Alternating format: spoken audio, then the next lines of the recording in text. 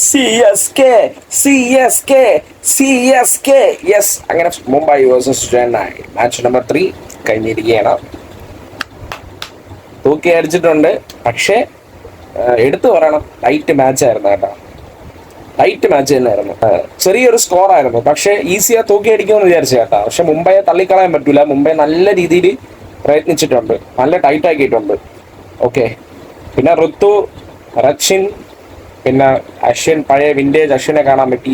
തല ധോണി സ്റ്റമ്മിങ്, പിന്നെ തല എൻട്രി, എൻ്റെ പൊന്നേ തീ ആയിരുന്നു. Noor Ahmad player of the മാച്ചാണ് അവാർഡ് കിട്ടിയിരിക്കുക. നൂർ അഹമ്മദിന്റെ സ്പിന്നിങ്, പിന്നെ ഖലീൽ അഹമ്മദ്. ഓ മോനെ, ചെന്നൈ ഫസ്റ്റ് ഇന്നിങ്സ് തീയായിരുന്നു. വിഘ്നേഷ് അടിപൊളിയായിട്ട് നമ്മൾ ഒന്ന് ടെൻഷനായി കളഞ്ഞു കേട്ടാ.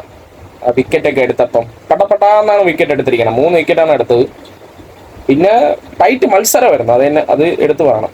അവസാനം ജയിച്ച് സന്തോഷം. അപ്പോൾ ഓക്കെ.